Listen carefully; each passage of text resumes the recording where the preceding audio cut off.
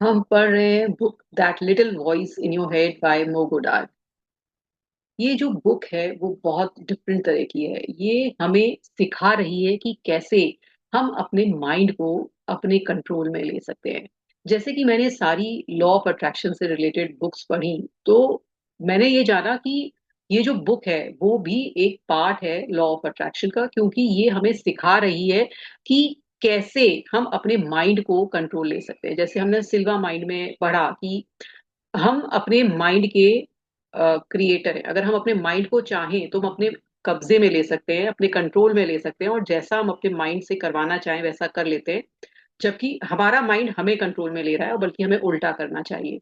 तो same way जो मो गोडार्ड हैं वो भी हमें यही समझा रहे हैं कि कैसे हम अपने माइंड को अपने कंट्रोल में लें। क्योंकि हम कभी सोचते ही नहीं कि अगर हम एक रूम से दूसरे रूम में भी जा रहे हैं तो हम कुछ अपने ख्याल में होते हैं। आप ये कभी सोचा भी नहीं होगा कि इस रूम से उस रूम में मैं कैसे आया या मैं कैसे गई, क्या मेरे स्टेप्स थे, कितने मैंने स्टेप्स लिए, या मैं किधर मुड़ी या मेरा पैर किधर मुड़ा, कुछ नहीं ध्यान होता है। हम कुछ बेख्याली में रहते हैं और बेख्याली में हम चलते चले जाते हैं। तो जो मो गोडार्ड है वो यही बोल रहे हैं कि इतनी बेख्याली क्यों लाइफ में, क्योंकि जब हम बेख्याल होते हैं हमें सेंस ही नहीं है कि हमारी लाइफ में क्या चल रहा है क्या नहीं चल रहा है, किस इमोशन को हम फील कर रहे हैं, क्या हमारे थॉट्स हो रहे हैं, कोई हमारे पर हमें कोई कंट्रोल नहीं है। जो मो गोडार्ड की टेक्निक्स हैं वो ये है कि आप अपने आप को पहचानो, अपने इमोशंस को पहचानो, अपने थॉट्स को पहचानो, अपने आप को जानो, जो हम नहीं जानते हैं और हमने कभी सोचा भी नहीं कि हमें अपने को भी जानना चाहिए। हम एक्चुअल में दूसरे लोगों को जानने में लगे रहते हैं और अपने बारे में ही सबसे कम जानते हैं, या हमने कुछ अपना सेल्फ को छुपाया होता है। जैसे कि लोग बताते हैं कि अपने को अच्छा दिखाइए, अपने को जो भी बेस्ट अपना दिखाइए, क्योंकि अगर आप बेस्ट नहीं दिखाएंगे तो आप सोसाइटी में नहीं रह सकते या सोसाइटी के काबिल नहीं होंगे। तो हम अपना बेस्ट या अपना एक मुखौटा वाला चेहरा दिखा रहे होते हैं, लेकिन रियल सेल्फ में हम कुछ और होते हैं। तो वो गोडार्ड यही बोल रहे हैं कि आप अपना रियल सेल्फ बाहर निकालिए, जो आपने बहुत टाइम से छुपा रखा था। जो कि एक बच्चा जो कि एक बिल्कुल ट्रू सेल्फ लेके पैदा होता है, जब उसे रोना आता है तो रोता है, हंसना आता है तो हंसता है। तो ऐसे हम क्यों नहीं? कुछ समाज में रहने के लिए कुछ नियम है, लेकिन ऐसा हमेशा क्यों कि हम हर चीज को, अपनी इमोशंस को दबाएं या अपने एक्सप्रेस नहीं करें। तो बहुत अच्छी बुक है। अगर मैं चाहूंगी जो भी इस मेरे अगर यूट्यूब वीडियो से अगर ये सुन रहा है कि इस बुक को जरूर लें, जरूर पढ़ें। और अगर आप फर्स्ट टाइम इसको पढ़ रहे हैं तो शायद आपको नहीं समझ में आएगा। इस बुक को अगर जो मेरे साथ भी पढ़ रहे हैं उनको मैं रिकमेंड करूंगी कि इस बुक को एक बार दोबारा जाकर पढ़ें, क्योंकि अगर इसको आपने अच्छी तरह से समझ लिया तो मुझे लगता है कि आप अपने माइंड को अच्छी तरह से समझ जाएंगे। क्योंकि मो गोडार्ड ने काफी अच्छा इसका एनालिसिस किया है, काफी अच्छा इस पर रिसर्च किया है, और काफी रिसर्च करने के बाद उन्होंने ये बुक लिखी है। तो आई होप आप लोग को समझ में आ रहा है कि मैं क्या समझाना चाह रही हूँ। और मेरा जो रिक्वेस्ट रहेगा कि आप मेरे वीडियोस फर्स्ट से लेकर अभी तक देखें और समझें। और मैं इसकी जो एक्सरसाइज वाले पार्ट है मैं उसके सेपरेट वीडियो आगे बनाऊंगी, जिससे कि आप सेपरेटली एक्सरसाइज कर सकते हैं। जो ये एक्सरसाइज इन्होंने बीच में डाली है इसके मैं अलग से वीडियो बनाऊंगी एक कोर्स की तरह से, जिससे कि आप सिर्फ, अगर आपको ये बुक नहीं पढ़नी है, सिर्फ एक्सरसाइज करनी है, तो आप जाकर एक्सरसाइज भी कर सकते हैं। तो अगर आपको मेरा पढ़ाने का तरीका आता है तो एक कमेंट जरूर करिएगा कमेंट बॉक्स में। और अगर आपको लाइव सेशन ज्वाइन करना है तो डिस्क्रिप्शन बॉक्स में दिए गए लिंक के द्वारा आप लाइव सेशन ज्वाइन कर सकते हैं। तो आइए चलते हैं चैप्टर नंबर 7, जिसका हम सेकंड पार्ट पढ़ रहे हैं।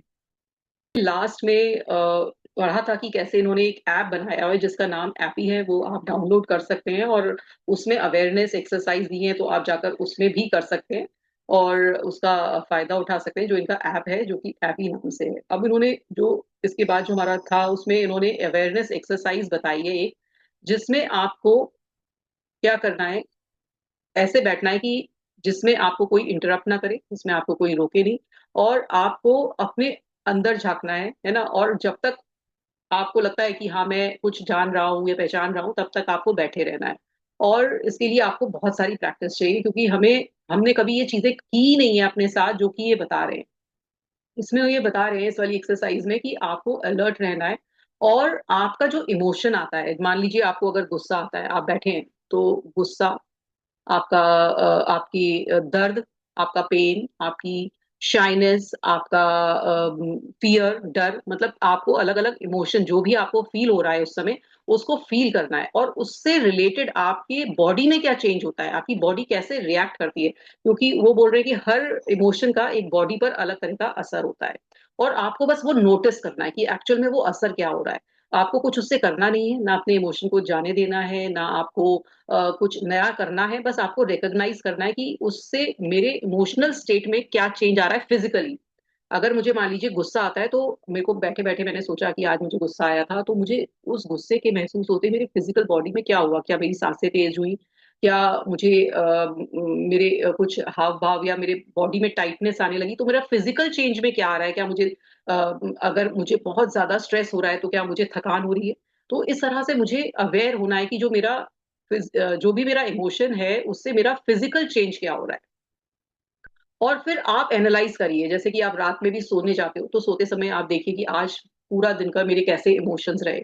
आज अगर मेरे घर में कोई गेस्ट आया तो मेरा इमोशन कैसा रहा, मैंने अपने वाइफ से इंटरेक्ट किया या हस्बैंड से इंटरेक्ट किया तो मेरा इमोशन कैसा रहा, बच्चों से किया, फिर उससे रिलेटेड आपकी बॉडी में क्या चेंज आ रहा है, क्योंकि हर इमोशन का हम अपनी ही बॉडी में अपने इमोशन से चेंज ला रहे होते हैं।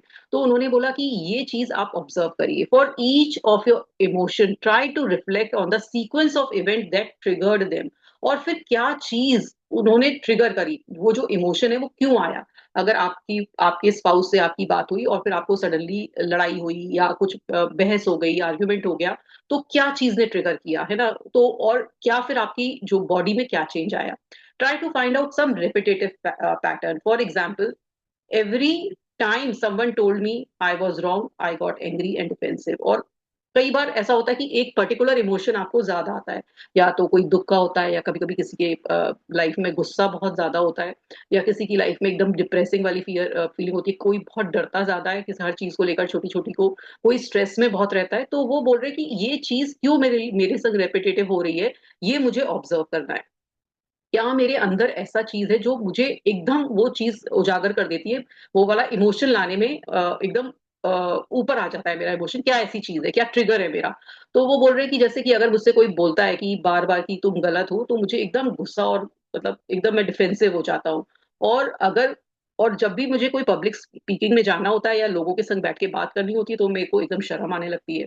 Once again don't attempt to plan corrective action, just observe it. But आपको इस समय कुछ करेक्शन नहीं करना कि मेरा इमोशन क्यों आया, क्या कारण था, ये था, बस कारण देखना है, बस आपको ठीक नहीं करना है, ठीक होने का कोई सोल्यूशन, बस आपको फिजिकल जो आपकी बॉडी में चेंज आना है उसे बस ऑब्जर्व करना है। और वो बोल रहे हैं ये ऑब्जर्व करते रहिए, करते रहिए, करते रहिए। अब वो कह रहे हैं कि एक्सपीरियंसिंग द स्टॉर्म। अभी उन्होंने बोला कि आप अगर गूगल पे कोई क्वेश्चन सर्च करते हो, जैसे कि अगर मान लीजिए कोई एकदम कोई आपदा आ गई, मान लीजिए जैसे हमारा कोविड आया, तो हर किसी ने कोविड के बारे में एक फटाफट फटाफट गूगल पे सर्च किया, इसको कैसे ठीक करा जा सकता है, क्यों हुआ, कैसे हुआ, मतलब एक कोई भी चीज एकदम लाइफ में आती है जो सबके टोटल आती है, तो उसी के बारे में सर्च बढ़ जाती है। तो गूगल इतने सारे, आप सोचिए इतने सारी चीजों का जवाब कैसे देता है ना। ऐसे ही क्योंकि अब वो नहीं दे पाता है, क्योंकि by considering each of them to be separate request and handling each one of the way, दो way through it to its completion, तो उसके अंदर बॉक्सेस है, तो जो कि हर जो रिक्वेस्ट है उसको फुलफिल करता है, लेकिन हमारा जो ह्यूमन ब्रेन है ना, वो डिस्ट्रैक्ट हो जाता है। अगर उसके पास इतनी सारे लोग एक संग उसके ऊपर क्वेश्चन करते हैं, तो वो कोई चीजों को बंद कर देता है, कोई चीजों को काम कर लेता है। अब वो बोल रहे हैं कि जैसे एक पेरेंट है, उसके बहुत सारे बच्चे हैं, और उन छोटे छोटे बच्चों का उसे एकदम सारे काम करने हैं, किसी का डायपर चेंज कर रहा है, कोई गुस्सा हो रहा है उसको देखना है, कोई रो रहा है उसको देखना है, किसी को खाना खिलाना है तो वो कर रहा है, तो वो क्या करता है, जो ह्यूमन माइंड है हमारा, जो पेरेंट का माइंड है, वो एकदम शट कर लेता है अपने को। वो फिर एक एक करके सबकी चीजें प्रायोरिटी पर लेकर, जो प्रायोरिटी है पहले उसको लेकर सब चीज कर रहा होता है। ऐसे ही क्या होता है कि हमारे इमोशंस है, बहुत सारे इमोशंस आए, मुझे बहुत सारे इमोशन आए, तो मैंने किसी पर तो बहुत ज्यादा ध्यान दे दिया, किसी पर मैंने कम दिया, और किसी पर बिल्कुल नहीं दिया। तो ऐसे मैं अपने इमोशंस के साथ भी ऐसे करता है, हर इंसान ऐसे ही करता है कि बहुत सारे इमोशंस जब मेरे साथ आ जाते हैं मेरे दिमाग के अंदर, तो मैं किसी पर तो बहुत ज्यादा ध्यान देती हूँ, कई इमोशन को मैं सप्रेस भी कर देती हूँ, अरे ये क्या जरूरत है, इसको तो छोड़ ही दो। तो जो प्रायोरिटी वाइज मेरे इमोशंस भी इस तरह से मेरे अंदर रहते हैं। अब वो बोल रहे हैं कि हमारे अंदर जो ह्यूमन माइंड है उसके अंदर चार कारण होते हैं जिसके कारण हम इमोशंस को फील करते हैं या फिर उनसे दूर रहते हैं। I believe there are four distinct reasons why we have created a world that's so devoid of emotion. और चार कारण से हम अपने इमोशन को इतना एक्सप्रेस नहीं कर पाते हैं या उनको छिपा जाते हैं या उनको फील नहीं कर पाते। उनके चार कारण हैं। तो उनके चार कारण क्या है? एक तो सोसाइटल ट्रेडिशन है, जो हमारी सोसाइटी का, जो हम पहले भी डिस्कस कर चुके हैं कि कैसे हमारी सोसाइटी ने हमें बता दिया कि अपने इमोशंस मत दिखाओ, अपना गुडी गुडी चेहरा दिखाओ, अपने बारे में अच्छा ही देखो, सबके सामने रो मत, है ना, ओवर सबकी हेल्प करो, बजाय आपको कोई परेशान भी कर रहा है तो आपको नहीं, आप आगे बढ़िए। तो इस तरह से हमें ये सोसाइटी के ट्रेडिशन है जिससे हमें हमें अपने इमोशंस को हमने सप्रेस कर दिया। दूसरा उन्होंने बताया कि होता है इमोशनल स्टॉर्म, वो आगे डिस्कस करेंगे वो। फिर थर्ड है इमोशनल कैमोफ्लेज, ये भी हम आगे डिस्कस करेंगे। और इमोशनल डिस्कम्फर्ट, तो ये सब चीजें हैं जिसके कारण हम अपने इमोशंस को छिपा जाते हैं। तो उन्होंने ये बताया कि हमने, ये तो हमने पहले ही डिस्कस कर लिया था कि कैसे सोसाइटल नॉर्म्स हमारे परेशान करते हैं हमारे इमोशंस को दबाने में, मतलब परेशान क्या, हमें दबाने पर मजबूर कर देते हैं। और उसके बाद होता है emotional storm. One reason many of us don't acknowledge many of our emotions is because we never really experience only one emotion at one moment. और वो बोलते हैं कि क्योंकि हमारे को एक बार में एक इमोशन नहीं आता है, इसलिए हम पता ही नहीं चला पाते कि एक्चुअल में मुझे अभी कैसा इमोशन आ रहा है ना। देयर इज, हमेशा हमारे जो लाइफ में तरह तरह के इमोशन आ रहे होते हैं एक पॉइंट ऑफ टाइम पे। जैसे अभी भी आप बैठे हो तो मेरे को सुन रहे हो तो आपको डिफरेंट तरह का आ रहा है, पीछे से आपके घर में कोई बोल रहा है तो आपको दूसरा इमोशन आ रहा है। फिर आपको कोई अपनी मेरे से बात करते करते कोई अपनी मेमोरी में चले गए, क्योंकि कंसंट्रेशन लेवल हमारा इतना नहीं होता है कि कोई किसी को बहुत देर तक सुन सके। तो आप किसी और मेमोरी में चले गए तो आपका कोई और इमोशन उसी समय कोई और ट्रिगर हुआ। तो इस तरह से हमारे पास एक पॉइंट ऑफ टाइम पे कितने सारे इमोशन आ रहे हैं। तो इस तरह से मो भी हमें समझा रहे हैं कि अभी जैसे मैं जब बुक लिख रहा हूँ तो मेरे पास कितने सारे इमोशन आ रहे हैं। मुझे अच्छा लग रहा है कि मैं आगे प्रोग्रेस कर रहा हूँ, मुझे बहुत खुशी है, मुझे बहुत ऑप्टिमिस्टिक लग रहा है कि मैं बहुत जल्दी आगे बढ़ रहा हूँ। और मेरी जो बेटी है वो, my daughter told me that she is a bit down because someone she loves is not feeling well, my heart hurts for her sake. और वो बोलते हैं कि उसी समय मुझे याद आया कि मेरी बेटी ने बताया कि मैं किसी को लाइक करती हूँ, वो मुझे वो कोई परेशान है वो पर्सन, तो मुझे बहुत दर्द होता है कि भाई मेरी बेटी परेशान है तो मुझे भी दर्द हो रहा है। फिर उसको बोलते हैं कि वो अपनी बेटी के लिए बहुत प्यार महसूस कर रहे हैं इस समय। और वो बोल रहे हैं कि मुझे बहुत अच्छा लग रहा है, हम्बल्ड फील कर रहा हूँ कि मेरे को सारे लोग इतने सारे मेरे जो काम है उसके लिए थैंक कर रहे हैं, है ना। तो उस समय उनको ये भी लग रहा है। फिर उनको ऐसा लग रहा है कि वो मोटिवेटेड फील कर रहे हैं कि उनको आगे और काम करना चाहिए। फिर उनको बहुत गिल्ट हो रहा है कि वो सारे मैसेजेस का आंसर नहीं दे पा रहे हैं जो उनको लोग लिखते हैं। उसके बाद उनको लगता है कि मेरा जो साइनस का प्रॉब्लम है जो नोज में, वो थोड़ा सा अभी अभी दर्द कर रहा है। फिर उनको लगता है कि मेरा जो लेफ्ट हैंड का जो थंब है वो दर्द कर रहा है क्योंकि मुझे बहुत सारी टाइपिंग करनी पड़ रही है फोन पर। फिर उन्हें लगता है अरे मुझे तो भूख लग रही है। तो आप सोचिए कितने सारे इमोशन उनको एक ही पॉइंट ऑफ टाइम पर आ गए। ऐसे ही हमारे साथ होता है कि अभी मैं जैसे आपसे बात कर रही हूँ क्योंकि मेरा फुल कंसंट्रेशन है तो मेरे को अभी इमोशन नहीं आएगा, लेकिन जब मैं कुछ भी ऐसा काम कर रही होती हूँ जो मेरे बहुत ही रेगुलर बेसिस पे हो रहा है, उस समय भी मैं काम कर रही हूँ, लेकिन उस समय भी क्योंकि मेरा इतना वो एफिशिएंसी में आ चुका होता है और इतने मेरे बॉडी में इनग्रॉस्ड हो गया होता है कि मैं उस समय भी काम मैं कुछ कर रही हूँ, बहुत अटेंटिव काम है वो भी कर रही हूँ, लेकिन उसके साथ साथ मेरा दिमाग इधर से उधर, उधर से इधर चल रहा है और मैं तरह तरह के इमोशंस फील कर रही होती हूँ।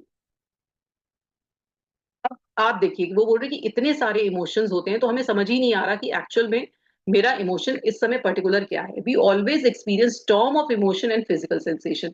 तो अब अभी मुझे खुशी भी हो रही है, अपने बेटी के लिए दर्द भी हो रहा है, कभी मुझे अपने हाथ के लिए दर्द हो रहा है, कभी मुझे गिल्ट फीलिंग हो रही है कि मैंने लोगों के जवाब नहीं दिए। तो आप सोचिए कि कितने सारे फिजिकल सेंसेशन भी हो रहे हैं मुझे उससे related, which makes it hard to parse any one specific emotion or even recognize its tone and characters. When blended with the characters of all the other emotions and sensation we feel at any point of time, the storm is giant. Just take a look at the word collage. और वो कह रहे हैं कि इतने सारे emotions आ जाते हैं कि तो मैंने उसको एक कोलाज के रूप में आपको दिखाने की कोशिश करी है। देखिए कितने सारे इमोशंस हैं जो कि मुझे एक पॉइंट ऑफ टाइम पर ही आ रहे हैं।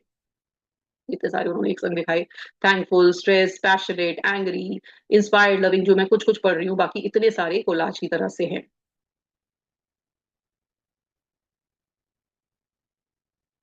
तो वो बोल रहे हैं कि जो पिक्चर में दिखाया जा रहा है वो सब आपके अंदर इतने सारे इमोशंस तरह तरह से आते हैं। जैसे उन्होंने पहले बताया था, जैसे ग्रे कलर का बताया था कि कितने शेड्स होते हैं ग्रे कलर के, चाहे बेज कलर के कितने शेड्स होते हैं, ऐसे ही हमारे इतने सारे, है ना, इतने सारे इमोशंस होते हैं जो कि एक स्टॉर्म की तरह से, एक तूफान की तरह से हमारे दिमाग में आते हैं। तो क्या होता है, अभी आपको एक इमोशन फील हो रहा है, लेकिन उसके अंदर बहुत सारे डिफरेंट डिफरेंट इमोशंस का संग्रह होता है। जैसे एक शेड में तरह तरह के कलर होते हैं, उसी तरह से जैसे कि अगर मैंने ग्रे बनाया तो उसमें ब्लैक भी है और व्हाइट भी है। ऐसे ही इमोशंस में हमारे तरह तरह के उसमें ब्लेंड होते हैं, एक इमोशन में तरह तरह के इमोशन मिक्स होते हैं। You can learn to deconstruct your experience into a mix of well-defined emotion. It starts with observing the physical signature of every emotion. और आप कैसे इन इमोशंस को बाइफरकेट कर सकते हो कि मुझे एक्चुअल में कौन सा इमोशन आ रहा है, जब आप इनको ऑब्जर्व करना सीखो, जब आप इनको बैठ के सोचो कि एक्चुअल में मुझे अभी फील क्या हो रहा है, क्या मुझे खुशी फील हो रही है, क्या मुझे दुख फील हो रहा है, क्या मुझे खुशी के अंदर भी कोई अलग इमोशन है जो कि मुझे इतनी खुशी फील हो रही है, या मुझे इमोशन खुशी के संग क्या हल्का सा दुख भी महसूस हो रहा है, या मुझे खुशी के संग कोई प्राइड फील हो रहा है, प्राउड फील हो रहा है, तो मुझे कैसा इमोशन हो रहा है और कैसा मेरा फिजिकल सेंसेशन है। अगर आप उसको इमोशन को फील करना सीख जाएंगे, उस फिजिकल स्टेट को फील करना सीख जाएंगे, तो एक्चुअल में आपको समझ में आने लगेगा कि आपको कैसा इमोशन फील हो रहा है। आई होप आपको समझ में आ रहा होगा कि कितना उन्होंने अच्छी तरह से हमें समझाने की कोशिश करी है, जो हमने कभी सोचा ही नहीं कि हमने इतना डीपली अपने इमोशंस के बारे में हम जाने। अब इमोशनल कैमोफ्लेज, कैमोफ्लेज का मतलब होता है छिप जाना। जैसे कि एक गिरगिट होता है जो कि किसी भी चीज के ऊपर बैठता है तो वो कैमोफ्लेज कर देता है, मतलब अपने आप को छुपा लेता है उसी चीज का कलर बना के। तो ऐसे ही हमारे इमोशंस है, वो कैसे अपने आप को छुपा लेते हैं हमारे अंदर। तो इमोशंस क्या है, साइन पोस्ट है। Your brain uses them to sum up heap of analysis into an emotion. Feeling concern is not a result of observing one indication of threat. It's an extended analysis performed by your brain in the background of many observation, memories, assessment of one own capabilities and so on. और वो बोल रहे हैं कि अगर आपको ऐसा लगता है कि किसी चीज से मुझे डर है, कोई मुझे आके मारेगा, तो वो एक ही कारण से नहीं होता है, उसके पीछे बहुत सारी कारण होते हैं कि आपको डर क्यों लगा, आपको परेशानी क्यों हुई, आपको गुस्सा क्यों आया। तो उसके संग बहुत सारी मेमोरीज जुड़ी होती हैं, बहुत सारी अपनी कैपेसिटी जुड़ी होती है, बहुत सारा ऑब्जर्वेशन होता है जिसके कारण आपको कोई एक पर्टिकुलर काइंड ऑफ इमोशन आता है।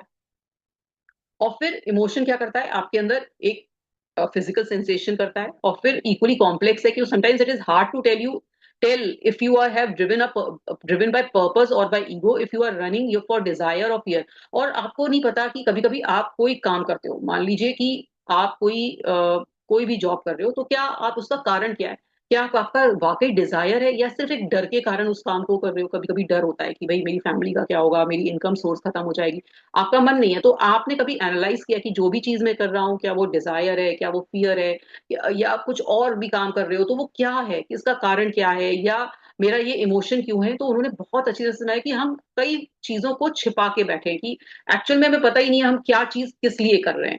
You need to accurately understand how emotion work, so it becomes easier to spot them. तो जब आप समझ जाओगे कि ये आपकी नीड क्या है, क्या आपकी नेसेसिटी है, तो आपको समझ में आने लगा कि ये इमोशन एक्चुअल में है क्या। अब वो बोल रहे हैं कि जब उनकी जो बेटी थी, उन्होंने एग्जाम्पल बताया कि वो जब छोटी थी तो वो जब भी उनके संग अपने उनके वाइफ और वो जब घूमने जाते थे अपनी बेटी को लेकर, तो उनकी बेटी जैसे वो शॉपिंग कर रहे हैं तो अचानक से चल देती थी और खो जाती थी। और अब वो खो गई है, छोटा बच्चा है तो वो भी पैनिक कर रहा होता है, और दूसरा उसकी मदर भी पैनिक, मदर ज्यादा पैनिक करती है तो वो बोल रही है मदर भी पैनिक कर रही होती थी। तो ऐसा बहुत बार हुआ, उन्होंने बहुत समझाया उनकी बेटी आया को, भाई आप इधर उधर मत जाओ, और आप परेशान करते हो, या आप हम आपको कैसे ढूंढेंगे, लेकिन उस छोटे बच्चे को नहीं समझ में आ रहा था।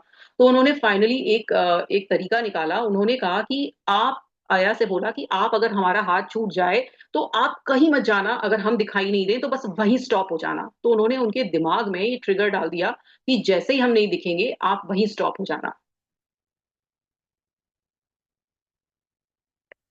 And of course, I realize that in times of panic, it is difficult to make complex choices, especially for a child. Some of, और वो बोल रहे हैं कि जैसे बच्चा भी समझ नहीं पा रहा था कि अगर मेरी मम्मी या पापा नहीं मिल रहे हैं, नहीं दिख रहे हैं, तो मुझे करना क्या है। वो इधर से उधर भाग रहा है, रो रहा है। तो ऐसे ही हम भी जब पैनिक में होते हैं तो हमें समझ में नहीं आ रहा होता हमें क्या करना है। Sum all of it into one simple instruction that has become much easier to, और जब उसको उस पर्सन को एक इंस्ट्रक्शन दिया गया कि आपको वहीं स्टॉप करना है, वो समझ में आ गया उसको कि मुझे वहीं स्टॉप करना है, पैनिक नहीं करना है, वहीं स्टॉप। उसको उसके दिमाग को कमांड आई कि मम्मी पापा नहीं मिल रहे हैं, स्टॉप देयर। तो वो वहीं रुक गया और पैनिक नहीं हुआ, कि उसको पता था कि मैं यहीं रुक जाऊंगा और पेरेंट आके मुझे ढूंढ लेंगे। और वो बोल रहे हैं कि अब 20 साल गुजर गए हैं उस बात को, और अया से मैं बोलता हूँ कि मैंने तुम्हें बताया था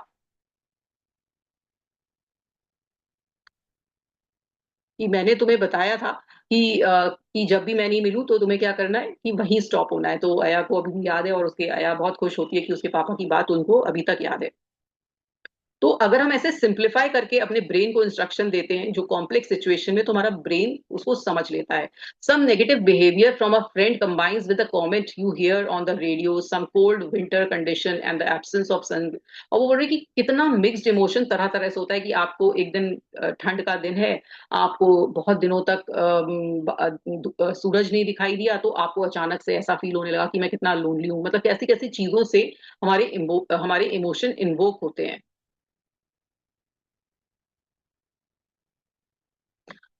Mo, how does this help me? Well, there's a coding system that is used by our brain to make us feel emotion after it's done with its complex analysis.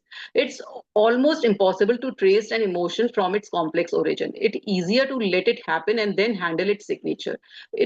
Its impact on you. The way a brain makes us feel emotion is actually quite physical.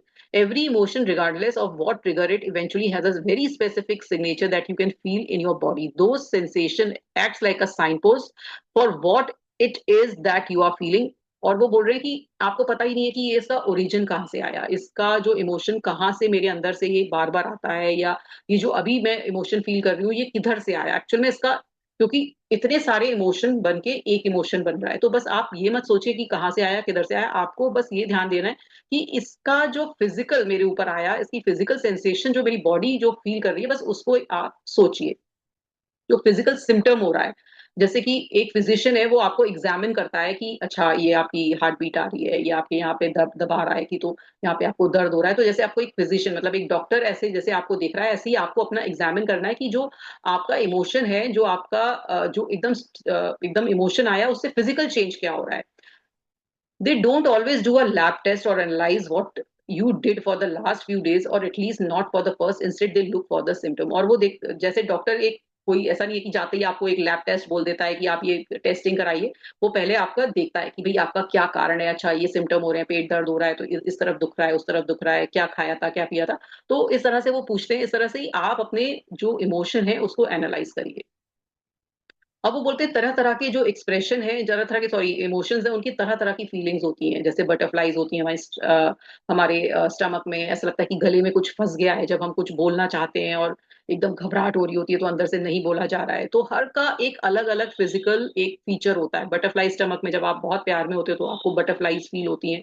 तो इस तरह से जब panic करते हो तो आपका जो ब्रेन है वो काम करना बंद कर देता है, आपको लगता है बस यहाँ से भाग जाओ। ऐसे ही जब आप गुस्सा होते हो तो आपकी बॉडी पूरी झंझना जाती है, और सारी नोज में से मतलब सांसें बहुत तेज हो जाती हैं। तो इस तरह से और आपको एकदम ऐसा लगता है कि किसी को बस मार दो, तो वो एंगर के टाइम होता है। इस तरह से डिफरेंट डिफरेंट चीजें होती हैं। जब आपको कुछ गंदा लग रहा होता है, डिस्गस्ट हो रहा होता है, तो आपको लगता है कि आप कहीं बीमार नहीं पड़ जाओ। तो इस तरह से जब डर लग रहा होता है तब आपकी हार्ट एकदम बीट तेज तेज हो जाती है। तो इस तरह से आपको तरह तरह के इमोशन के साथ तरह तरह के फिजिकल चेंजेस दिखाई देते हैं।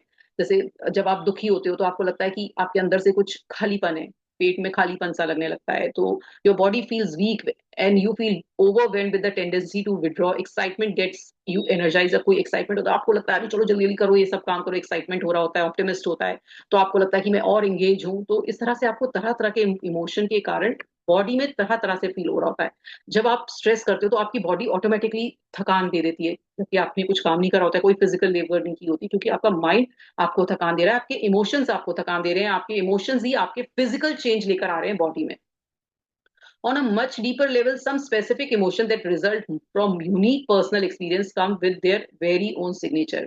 तो वो बोल रहे कई इमोशंस का एक अपना ही एक अलग महत्व होता है, जो कि आपका पर्सनल एक्सपीरियंस होता है, जो कि एक कॉमन नहीं होता है। जैसे वो बोल रहे कि जब उनके बेटे की डेथ हुई थी, तो वो चीज उनकी लाइफ में एक तरह से इतना बड़ा पेन था, जो कि जब भी वो उसको उस मेमोरी को याद करते हैं तो वो एकदम उस दर्द में चले जाते हैं, और उस दर्द से उनको एक याद आता है कि मेरा तो मिशन है लोगों को खुश करना, और वो क्विकली उस इमोशन से निकल के और उस हैप्पी स्टेट में आते हैं, और जहां पर वो अली को बहुत शुक्रिया बोलते हैं, अपने बेटे को बहुत शुक्रिया बोलते हैं कि उसके कारण वो इतने सारे लोगों को खुशी पहुंचा रहे हैं। तो इस तरह से बोल रहे हैं कि हर इमोशन का एक अपना केमिकल लैंग्वेज है, जो वो आगे पढ़ाएंगे आगे के चैप्टर में, जो कि हमारा माइंड सेक्रीट करता है, डिफरेंट हॉर्मोन्स होते हैं, और फिजिकल चेंज क्या होते हैं, सब कुछ डिफरेंट होते हैं। तो इमोशंस हमारे क्या क्या चेंजेस लेकर आते हैं, ये वो थोड़ा समझाना चाह रहे हैं। अब है, नेक्स्ट है कि इमोशनल डिस्कम्फर्ट, कि इमोशन हमें कैसे डिस्कम्फर्ट देते हैं। You don't need an essay to help you find this in yourself. Sometimes the reason we refuse to acknowledge an emotion is simply that they feel uncomfortable. कई बार ऐसा होता है कि कई इमोशंस होते हैं जो हमें अच्छे नहीं लग रहे होते हैं, कि अरे मैं कोई अपनी पास्ट की मेमोरी होती है, मेरी कोई दुख वाली मेमोरी है, तो मुझे मुझे उसे याद भी नहीं करना, कि मुझे उसे सोचना भी नहीं है, क्योंकि उससे मुझे बहुत दुख ट्रिगर होएगा। कई बार ऐसा होता है कि कोई खुशी वाली फीलिंग भी हम एक्नॉलेज नहीं करना चाहते हैं, क्योंकि मुझे लगता है अरे वो खुशी वाला टाइम तो चला गया, अब मैं क्यों एक्नॉलेज करूं। तो ऐसा होता है कि हम कई बार अपने इमोशन को इग्नोर कर रहे होते हैं, और वो कहते हैं कि हम डिनायल मोड में होते हैं, कि हमें ये करना ही नहीं है। तो वो बोल रहे हैं कि एक फेमस एनालिसिस है जिसमें स्टेजेस ऑफ ग्रीफ, यानी कि दुख के स्टेजेस बताए हैं, जो कि किसने बताए, द वर्क ऑफ ईजा Elisabeth Kubler Ross and David Kessler. उन्होंने बताया कि जो फर्स्ट स्टेज है, जो हमारे दुख का कारण है, कि डिनायल, कि हम मना करते हैं कि ये चीज मुझे याद ही नहीं करनी, या सेल्फ डिनायल में होते हैं कि ये नहीं है। In the case of loss our first reaction is to tell ourselves that nothing happened, कि कुछ भी चीज हमारे से खोई है या कोई लॉस हुआ है हमें, तो हमें ऐसा लगता है कि नहीं, ये ये ऐसा नहीं मुझे सोचना है। Denial is the brain's way of attempting to avoid pain, और हम चाहते हैं कि उस पेन को हम याद नहीं रखें, लेकिन वो कहीं ना कहीं घूम के वो आता ही आता है। जितना हम इग्नोर करते हैं वो उतना ही, कहते हैं ना, उतना ही वो तेजी से हमारे सिर में बचता है। तो वो बोल रहे हैं कि कोई भी डॉक्टर जब आपको बताता है कि आप उसके पास जाओ, कि जितनी जल्दी किसी बीमारी का आप क्योर ढूंढते हो, उतना ही आपको टाइम कम लगता है ठीक होने में, और जितना देर से आप डॉक्टर के पास जाते हो उतना ही टाइम ज्यादा लगता है। तो इसलिए जब आपको कोई सिम्टम दिखाई दे, जब आपको कोई ट्रिगर दिखाई दे, तो आप तुरंत उसे ठीक करने की कोशिश करो। ये नहीं कि डिनायल मोड में चले गए, नहीं मेरे साथ तो ऐसा नहीं हुआ है, ऐसा नहीं, इसे मैं भूल जाना चाहता हूँ, नहीं, उसको पहले निकालिए। उस इमोशन को जो अंदर दबा रहे हो आप, उसको निकालना बहुत जरूरी है।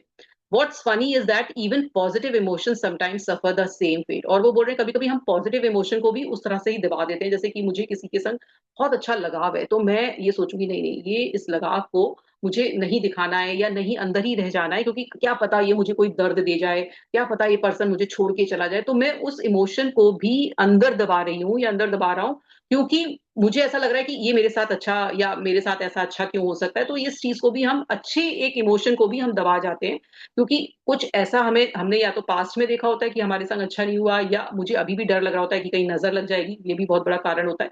या कई बार मुझे ऐसा लगता है नहीं नहीं, मुझे नहीं बताना चाहिए, मेरे अंदर ये फीलिंग है, कभी कभी ये चीज भी होती है। तो we rather say neutral to avoid the possibility of future heartbreak that dive in completely and feel the joy excitement and rush of the moment, that is wrong. और फिर हम उसको दबा जाते हैं, उस इतने अच्छे इमोशन को हम दबा जाते हैं, जो कि बिल्कुल गलत है। क्योंकि इमोशन ही हमें ह्यूमन बनाता है, हमें इंसान बनाता है। हमारे जो इमोशंस हैं वो ही, जो कि डिफरेंट डिफरेंट तरीके के जो इमोशंस हैं, अगर वो ही नहीं हुए, और आप सिर्फ एक ऐसी लाइफ जी रहे हो जिसमें सिर्फ एक खुशी वाला ही सारा खुशी, तो वो खुशी खुशी ही नहीं लगेगी। जब तक दुख नहीं होगा तो हमें खुशी कहाँ से लगेगी। तो दुख आना भी बहुत जरूरी है। खुशी तभी महसूस होती है जब हमारे पास दुख होता है। तो इसलिए हर जो फेज है, जो इमोशन है, उसे इंजॉय करिए और उससे भागिए मत। You can't improve what you can't observe. और वो बोल रहे हैं कि जो चीज आपके अंदर, कोई इमोशन अगर गलत भी है ना, कोई चीज गलत चल रही है आपके इमोशंस में, तो जब तक आप उसे ध्यान से देखोगे नहीं, ऑब्जर्व नहीं करोगे, तब तक आप उसको ठीक नहीं कर सकते हो। तो वो बोल रहे हैं कि पहले एनालाइज करो, फील फर्स्ट देन एनालाइज। तो पहले पहले सॉरी पहले फील करो कि पहले एक्चुअल में मुझे ये कब हो रहा है, कैसे हो रहा है, क्या इसका कारण है, मैं ये क्यों मेरे अंदर ट्रिगर हो जाता है। और फिर उसके उसे फील करो, कि पहले तो वो आने दो उसको ऊपर ना, उसके बाद एनालाइज शुरू करो कि कब हो रहा है, कैसे हो रहा है। पहले उसको अंदर से महसूस करो कि हाँ, मेरे अंदर ये डर वाला इमोशन है, या एंगर वाला है, या प्यार वाला है। There is no way you can even begin to work on your own emotion and find a path to.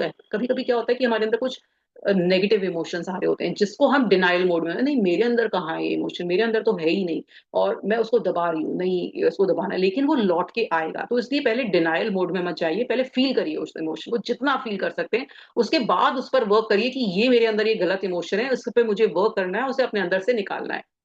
If you don't acknowledge them to start with, we need to notice as soon as an emotion rise. We need to feel comfortable in the presence of a gushing emotion. To allow an emotion to be first we need to learn to sit with it. तो वो बोल रहे हैं कि जो भी emotion आया है उसे रिकॉग्नाइज करिए, उसे दबाइए मत, उसको देखिए ये क्यों आ रहा है, कैसे आ रहा है, और उस इमोशन को इंजॉय तो नहीं कर सकते हैं क्योंकि कोई ऐसा गलत नेगेटिव इमोशन है, लेकिन आप उसको महसूस करिए कि हाँ ये मेरे अंदर आता है। कई लोग तो डिनायल मोड में होते हैं कि नहीं मुझे इमोशन फील ही नहीं होता ऐसा। Close your eyes, imagine a child. और वो बोल रहे हैं कि अब ये एक्सरसाइज करिए कि क्लोज योर चाइल्ड, एक कोई बच्चे को आप इमेजिन करिए जो कि आपके पास आ रहा है और प्ले ग्राउंड में है, और वो she could swing high and see the sky, what you do, और वो आप उसको देख रहे हो कि वो झूला झूल रहा है, उस गार्डन में झूला झूल रहा है प्ले ग्राउंड में, और वो इतना ऊंचा झूल रहा है कि वो ऊपर स्काई को देख रहा है। तो आप क्या करोगे?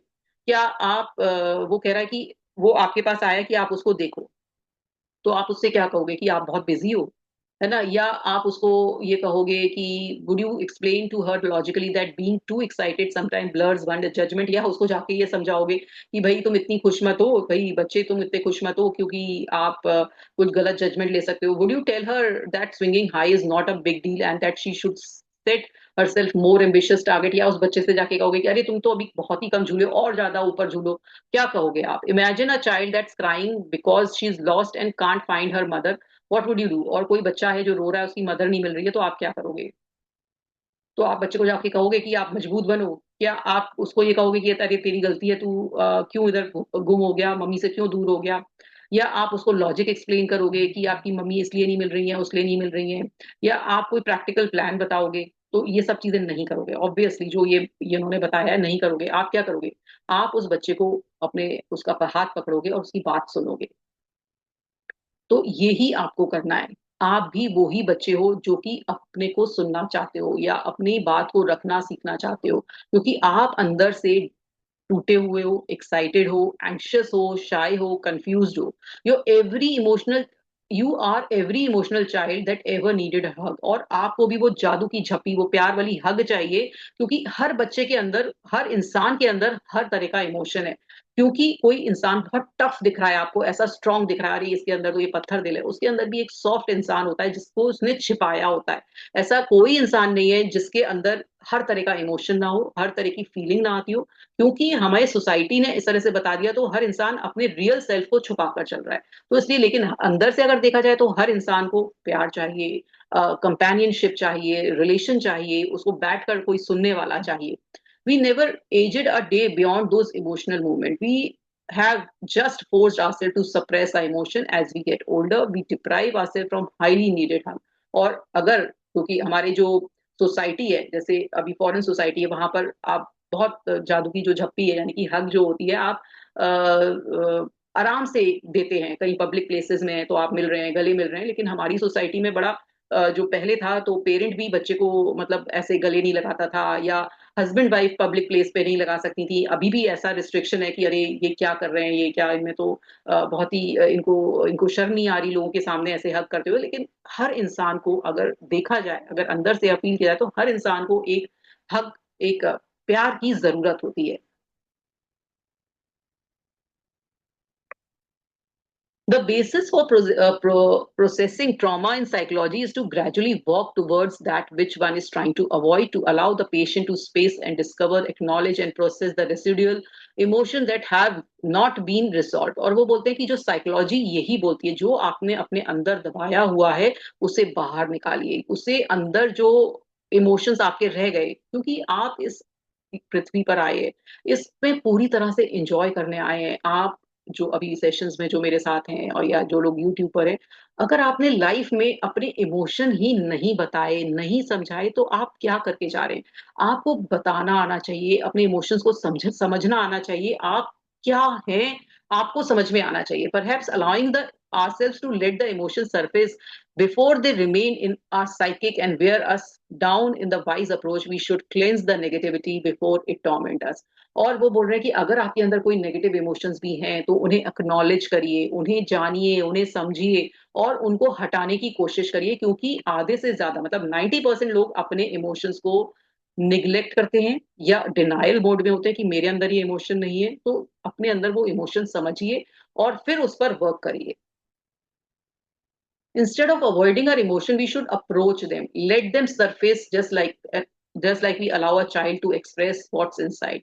We should learn to hold our own selves as we hold a child tenderly. And if at first this process makes us feel uncomfortable, we should learn to sit with it. Part of sitting with an emotion is to allow for a space between the rise of the emotion and all the action you may want to take as a result. और वो बोल रहे हैं कि इसलिए जैसे एक बच्चे को जरूरत है, आप प्यार से उस बच्चे की बात को सुनते हो, उसे एक्सप्रेस करने देते हो, ऐसे ही आपको भी जरूरत है कि आप भी एक्सप्रेस करिए, अपने इमोशंस को बाहर निकालिए।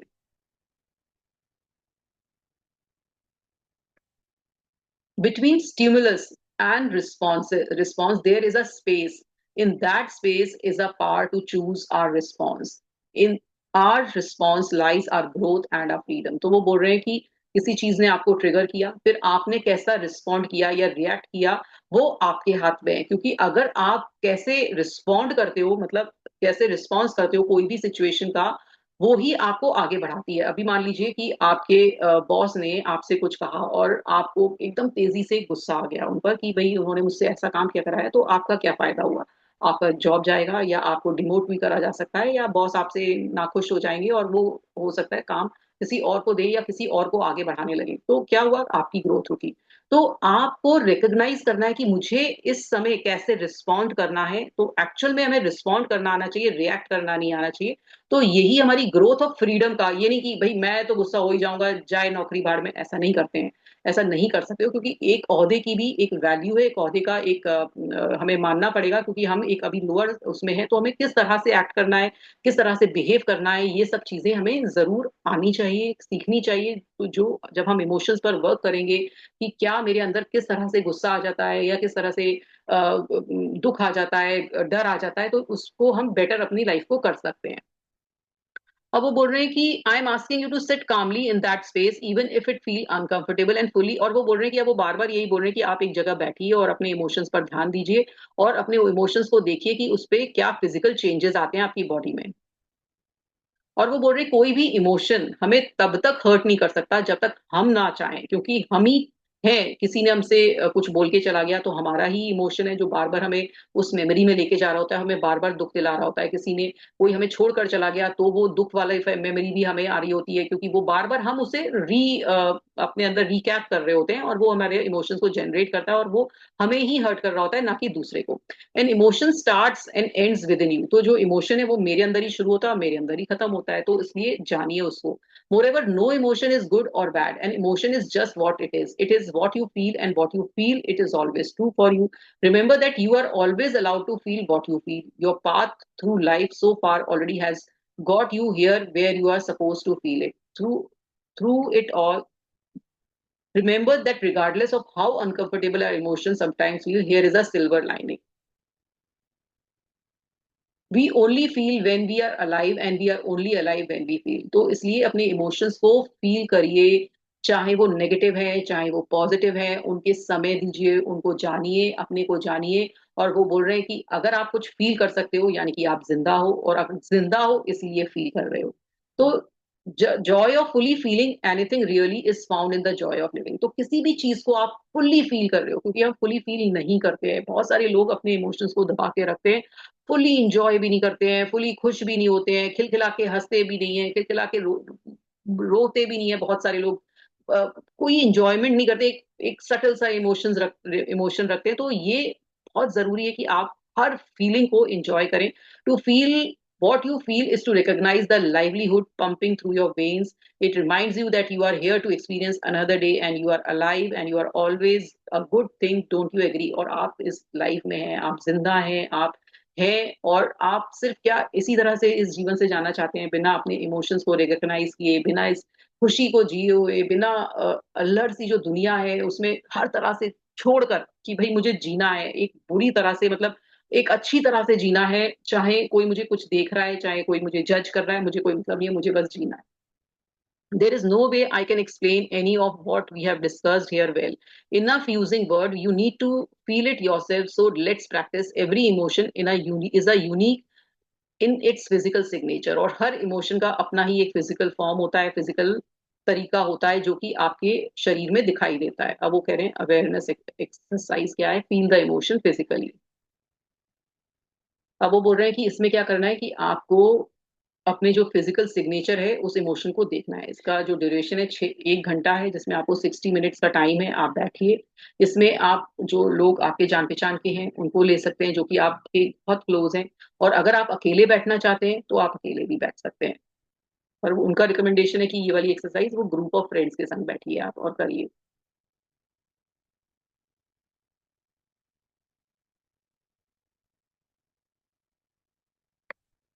अब वो बोल रहे हैं कि एक इमोशन लीजिए, है ना. प्लीज ये मार्क मत करिए, इसको इरेज कर दीजिए. अब वो बोल रहे हैं कि एक इमोशन को इन्वेस्टिगेट करिए. Attempt to recall an emotion memory that can trigger this specific emotion and allow yourself to feel an intense intensely as you can. और वो कह रहे हैं कि आप एक मेमोरी में जाइए, एक मेमोरी को इन्वोक करिए जिसमें आप इंटेंस इमोशन आपको फील हुआ था. मे बी हो सकता है कोई आपका ऐसा पल है जब आपको बहुत गुस्सा आया हो, या ऐसा पल जिस समय आपको बहुत खुशी हुई हो, या ऐसा पल जिसमें आपको बहुत दुख हुआ हो. उस चीज को सोचिए और फिर देखिए कि आपके जो फिजिकल फॉर्म, फिजिकल बॉडी में क्या चेंज आ रहा है. और उस इमोशन का नोट करिए, है ना. और फिर स्टॉप होइए, फिर दोबारा फील करिए, फिर स्टॉप होइए, फिर दोबारा फील करिए. और फिर अपने ग्रुप से डिस्कस करिए कि क्या आपके साथ ऐसा हो रहा है, कौन सा इमोशन, उनको कौन सा इमोशन आया, उनको कैसा फील हुआ, आपको कैसा फील हुआ. और repeat the steps for another emotion. और ऐसे ही फिर दूसरे इमोशन को सोचिए. पहले एक इमोशन को सोचिए, फिर दूसरे को सोचिए, फिर तीसरे को सोचिए. और जब तक एक्सप्लोर करते रहिए तरह तरह के इमोशंस और उनकी फिजिकल, कि किस तरह से फिजिकल चेंजेस आ रहे हैं. अब वो दूसरी एक्सरसाइज बता रहे हैं जिसमें आपको स्टॉर्म्स ऑफ इमोशन फील करने हैं. 30 मिनट्स का ये टाइम दे रहे हैं और कितनी बार भी आप रिपीट कर सकते हैं. इसमें आपको अकेले बैठना है, एक पेपर और पेन लेकर. अब वो बोल रहे हैं कि आप अपने माइंड से आंखें बंद करिए, है ना. फिर उसके बाद अपने जो बॉडी का पूरा स्कैन लीजिए, टोज से लेकर हेड तक, है ना. और देखिए कि कहाँ आपको दर्द हो रहा है, कहाँ आपको अच्छा लग रहा है, कहाँ आपको सेंसेशन हो रही है, कहाँ आपको हेडेक फील हो रहा है, किधर साइनस का फ्लेम हो रहा है, क्या रनी नोज हो रही है, क्या आपके कोई मसल में दर्द हो रहा है, कहीं आपको लाइट लग रहा है, कहीं आपको ब्राइट लग रहा है, कहाँ आपको शायद आंखों में कोई इचिंग हो रही है. मतलब अपनी बॉडी का पूरा स्कैन करिए, बैठिए और लिखिए फिर उसके बाद कि कहाँ क्या क्या हो रहा है. फिर अपनी जो अटेंशन है वो अपने इमोशंस पर लेकर आइए कि अभी आपको क्या फील हो रहा है, कौन कौन से इमोशन हो रहे हैं, बार बार क्या चीज आ रही है, किधर आ रहा है दिमाग जो जा रहा है. आंखें बंद करिए और फिर कहाँ कहाँ आपके थॉट्स गए और कौन कौन से इमोशंस लेकर आए वो आप लिखिए. और स्मिच ऑफ गिल्ट और हाउ योर, जो भी आ रहा है, मतलब उन्होंने एक बताया कि आपको गिल्ट हो रहा है, आपको कोई रिलेशनशिप को लेकर कोई खुशी हो रही है, या कोई जॉब को लेकर दुख हो रहा है, तो जो भी इमोशन आ रहा है वो आप लिखिए. It's harder to find all those subtleties than it is to recognize that your foot hurts. So remember to look for the physical signature of each emotion and give it time. Introspect, get to know yourself as a whole new level. Dry lips, neck pain, a bit of indigestion, anxious about the test, excited about the summer vacation, annoyed to mix the football, a bit of sleepy in love. तो जो भी तरह का emotion हो रहा है, कभी आपको लगे अरे नहीं नहीं नहीं मुझे तो एक्सरसाइज छोड़कर आगे चलो बढ़ना है, तो आपको क्या एंक्शसनेस हो रही है, आपको आगे के काम का कुछ दिमाग में आ रहा है, तो क्या जो भी फील हो रहा है आप लिखिए. This is the JD master level of awareness. इसको बोलते हैं JD master level of awareness. It won't come easy. ये आपके लिए आसान नहीं होगा करना. वो बोल रहे हैं it will take a lot of practice but with the dedication you will make it. In the process you will realize that regardless whichever emotion and sensation you find, connecting with yourself at the level is pure joy. तो वो बोल रहे हैं जो भी outcome निकलेगा, जो भी इमोशन के बारे में आप जानोगे, लेकिन सबसे ज्यादा क्या होगा कि आप अपने आप से जुड़ोगे, जो कि हम अपने आप से नहीं जुड़ते. हम ए से जुड़ना चाहते हैं, हम बी से जुड़ना चाहते हैं, हम सी से जुड़ना चाहते हैं, लेकिन हम अपने आप से नहीं जुड़ना चाहते. हम अपने आप के इमोशंस को में भी डिग नहीं करना चाहते कि एक्चुअल में मुझे फील क्या हो रहा है. तो ये आपको बहुत अच्छा लगेगा जब आप जानोगे कि मेरे अंदर क्या है. Finding that joy is key to helping you stick to the practice that when the miracle will happen. और जब आप इस प्रैक्टिस करने लगेंगे तो आपकी लाइफ में मिरेकल होने लगेंगे, क्योंकि this is a meditative state. ये जब आप अपने बारे में जानते हो तो एक तरह से मेडिटेशन में जा रहे हो, जो मेडिटेट कर रहे हो कि आपका इमोशन क्या है, आपकी फीलिंग्स क्या है, आपकी फिजिकल चेंजेस क्या है. तो ये आपको बहुत अच्छा लगेगा और धीरे धीरे आपको इसमें एडिक्शन होने लगेगा जब आप अपने आप को जानने लगोगे. Master the way you react to your emotion so that you can feel safe to let them show. और अपने आप को सेफ फील करो कि आपका जो भी इमोशन आ रहा है आप उसे रिकॉग्नाइज करो. अब एक और एक्सरसाइज है, वो कह रहे हैं कि जितना टाइम बैठो उतना ज्यादा अच्छा है. इसको आप अपनी लाइफ में पूरा टाइम रिपीट करो और एक कॉर्नर पे बैठ के करो.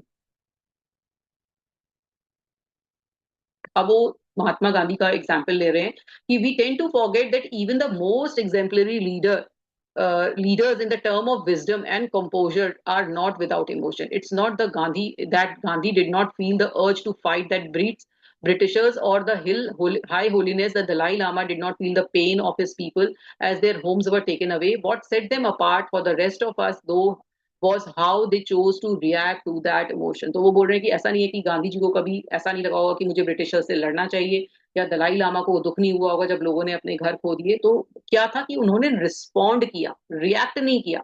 वो गुस्सा नहीं हुए, वो उन्होंने बहुत काम कंपोजर वे में आगे बढ़े. तो वो बोलते हैं कि उन्होंने एक बार अपने जो उनका पॉडकास्ट है उसमें अरुण गांधी यानी कि महात्मा गांधी के जो ग्रैंडसन है उन्होंने उनको बुलाया था और उन्होंने पूछा था कि जो उन्होंने बुक लिखी है गिफ्ट ऑफ एंगर उसमें क्या है.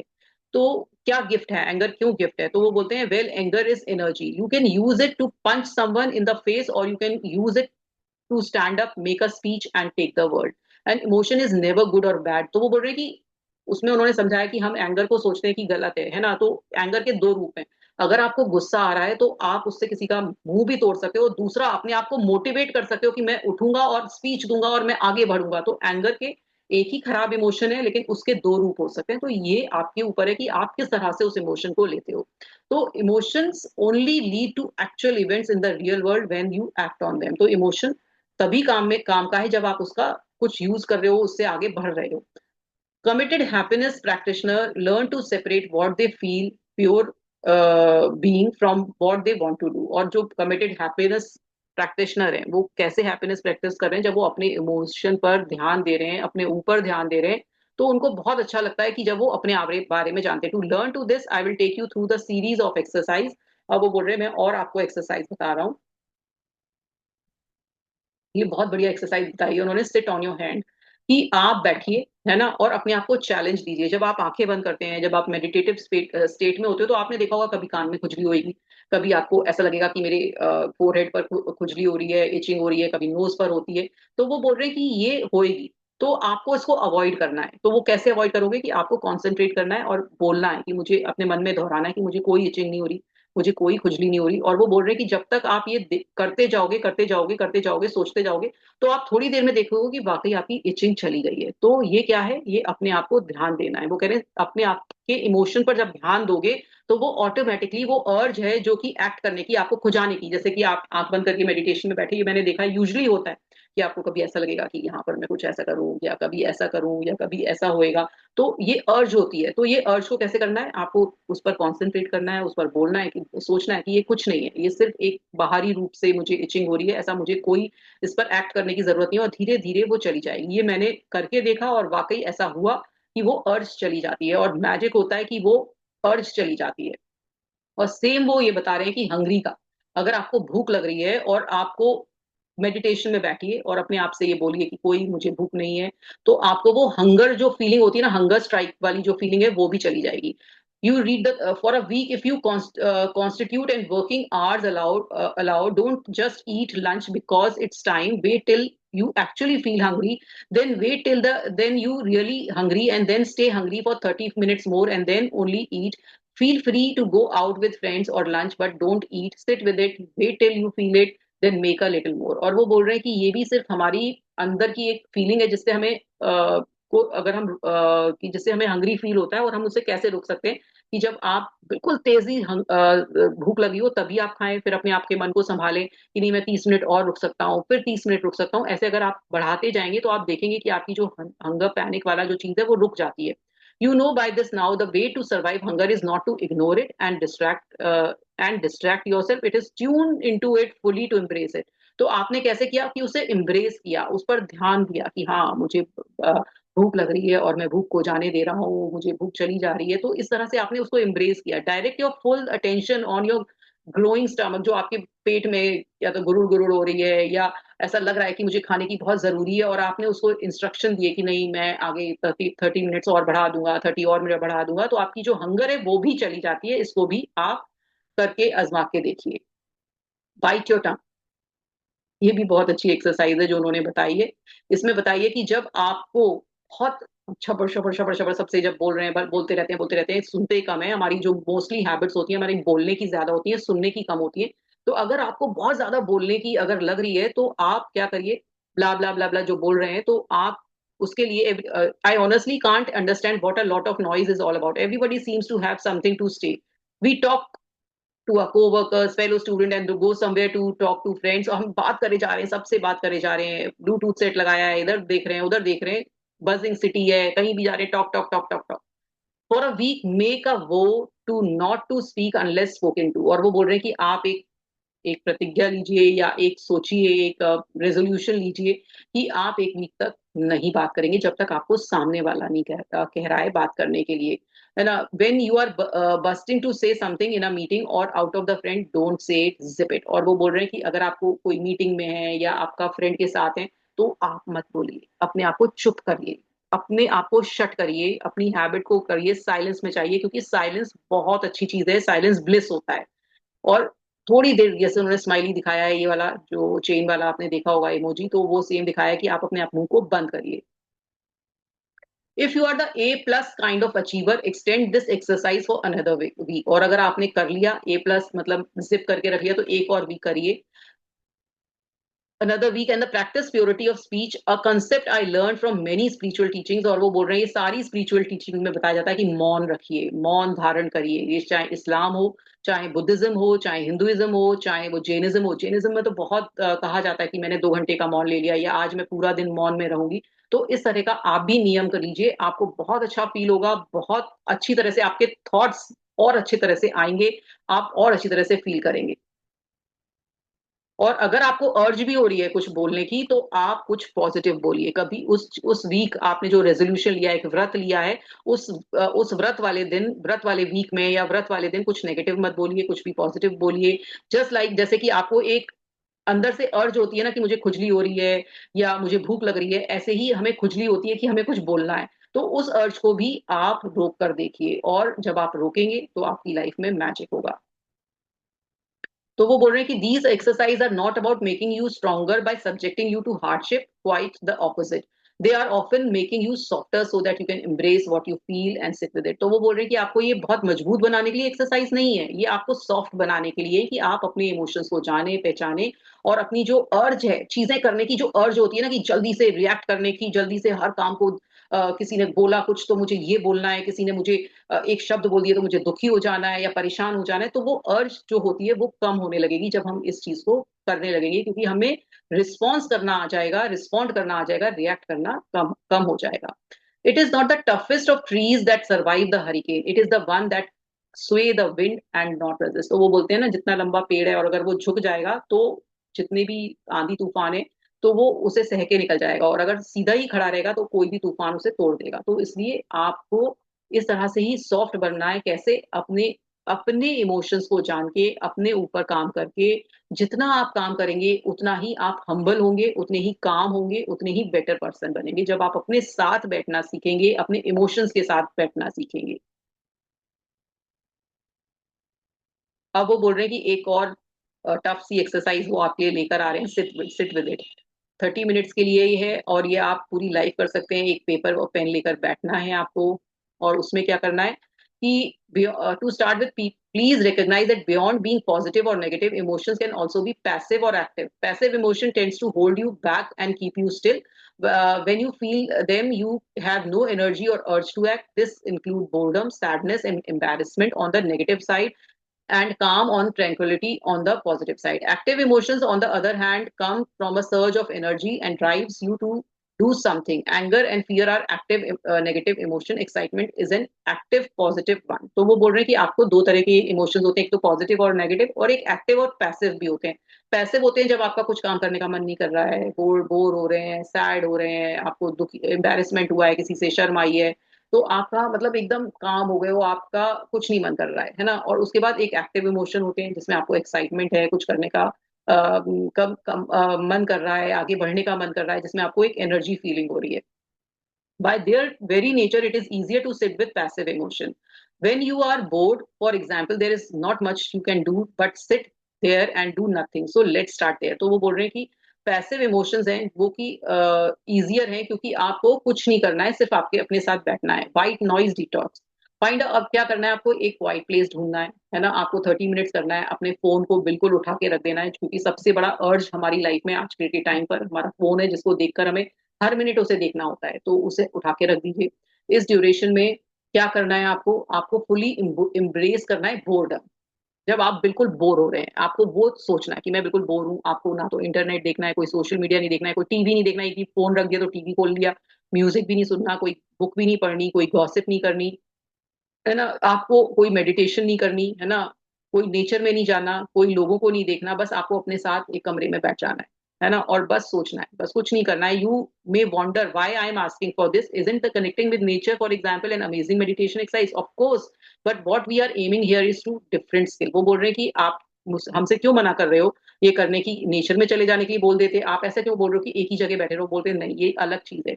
बोले कि जो कनेक्ट करता है नेचर से वो अलग चीज है, वो बहुत अच्छी चीज है, पर आपको मैं ये सिखाने जा रहा हूँ कि बोर्डम क्या होता है, कैसे बोर हुआ जाता है, कैसे परेशान होकर, जैसे कि बैठा हूँ कुछ समझ में नहीं आ रहा क्या है क्या नहीं है। तो वो क्या होता है, इससे आपको समझ में आएगा कि मैं जब बोर हो रहा हूँ तो मुझे जो अर्ज है रिएक्ट करने की, आ, वो मेरी कम हो रही है। This is the like building your strength, और ये मेरी स्ट्रेंथ को बढ़ा रहा है कि मैं अपने साथ बैठ सकता हूँ अपने इमोशन को फील करके। क्योंकि मुझे अब मुझे क्या हो रहा है, अब मैं क्या करूं, अब मेरा टीवी भी बंद है, अब मेरा ये भी कुछ काम नहीं हो रहा, मेरा लैपटॉप भी बंद करा दिया, मेरा फोन भी हो गया। तो आपको वो जो रिएक्शन करने का, और फिर भी आपको बैठना है, फिर भी आपको बैठना है, तो आपका जो रिएक्शन करने का जो मन है ना वो कम होने लगता है। This develop your ability to overcome the urge to act upon, और जो इम्पल्स में आप एक्ट करते हो ना वो खत्म हो जाएगा, बिकॉज क्योंकि आप बोर हो रहे हो। और आपको बोर होना बहुत जरूरी है। कभी कभी जब आप बहुत हेक्टिक लाइफ जी रहे होते हो ना, बहुत हेक्टिक आपके लाइफ में स्ट्रेस है, एक दिन निकालिए, 1 घंटा निकालिए, बोर होइए। इस तरह से जैसे उन्होंने बताया ना, बिल्कुल बोर होइए। जब आप बोर होते हैं तब आपको बहुत सारे नए क्रिएटिव आइडियाज आते हैं। जो लोग बहुत सक्सेसफुल लोग हैं, अगर आप उनको देखेंगे तो वो लोग इस तरह से ही करते हैं। एक दिन चले जाते हैं, पहाड़ों में चले जाएंगे, सब लाइफ को कट ऑफ कर देते हैं अपनी लाइफ को, वहां से आते हैं, फिर रिजुविनेट होके आते हैं, नए नए आइडिया लेकर आते हैं और फिर अपने काम में लगते हैं। तो ये क्या है, एक बोर होने की एक्सरसाइज। इसमें आपने सब चीज को कट ऑफ कर दिया, सब चीज आपकी लाइफ में कट हो गई, सिर्फ आप अपने साथ हैं। और आपकी जो अर्ज है, क्या है ना, अर्ज है चीजों को करने की, वो खत्म कर रहा है, वो उस चीज को रिएक्ट करने की खत्म कर रहा है, और आपको अपने साथ बिताने का टाइम मिल रहा है। तो ये भी बहुत अच्छी एक्सरसाइज है, इसे प्रैक्टिस करिए। Focus on is entertain yourself by tuning into the incredible feeling, embrace it, feel alive.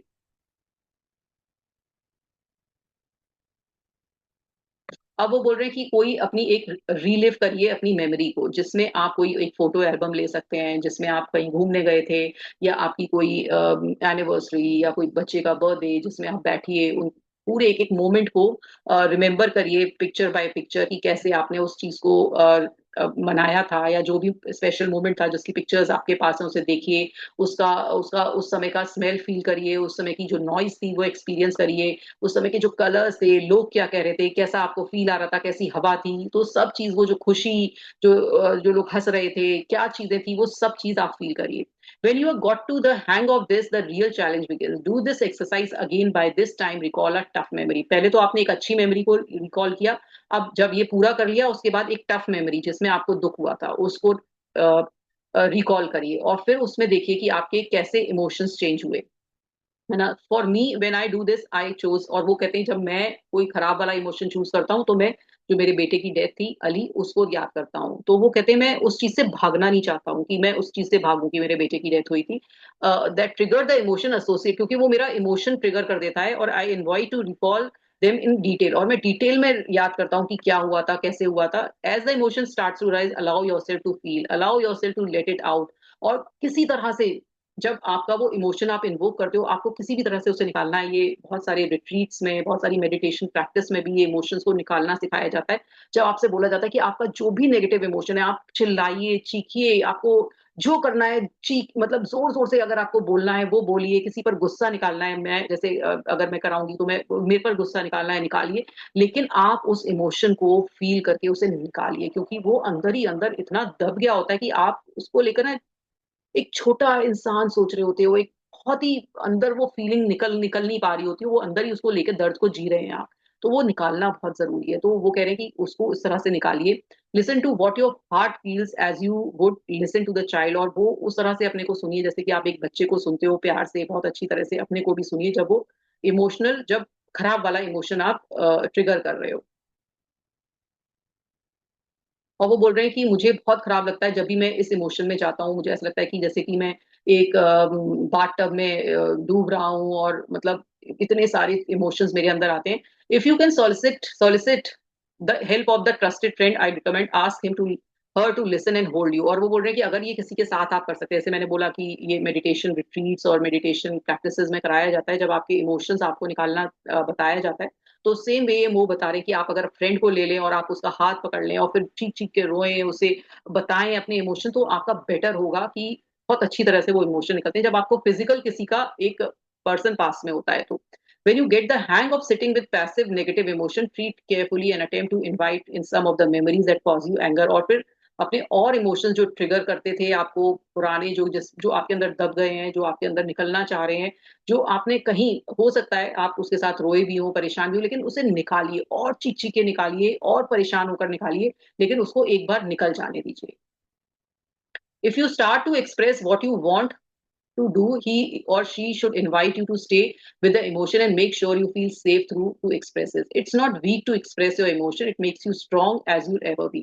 तो जैसे हमसे कहा गया है कि आप अपने इमोशंस मत दिखाइए, आप बहुत वीक कहलाए जाएंगे, बल्कि अगर आप इमोशंस निकालते हैं तो आप स्ट्रांग बन जाते हैं, ये मो का कहना है। Wait for the strong, if you can resist scratching, and जब आप एक बैठ के अपना जो जैसे स्क्रैचिंग हो रही है, मेरे को इच की जो एक खुजली मचाने की एक अंदर से फीलिंग हो रही है, अगर आप उसे रोक सकते हो, अपने हंगर जो भूख लगने के रोक सकते हो, अपनी मुंह को ज्यादा ज्यादा बोलने से रोक सकते हो, पॉजिटिव और इमोशन जो एक्टिव इमोशन है उनको देख सकते हो, तो आप अब तैयार हैं, है ना। When I was young child I had to wait for the school bus early in the morning when it was freezing, I'd find myself shivering uncontrollably until I turned into the feeling. I don't know how I discovered that, but I'd stop, find myself focusing on the shivering, ordering it to my thought to stop and tell myself that I feel warm. और वो बोल रहे हैं कि जब मैं छोटा था तो मुझे बहुत ठंड लगती थी, मैं विंटर्स में जाता था, लेकिन फिर मैंने अपने माइंड को ट्रेन किया कि कोई ठंड नहीं है, सब वार्म है, तो मुझे वार्म लगने लगा, और एक्चुअल में मुझे वार्म लगने लगा।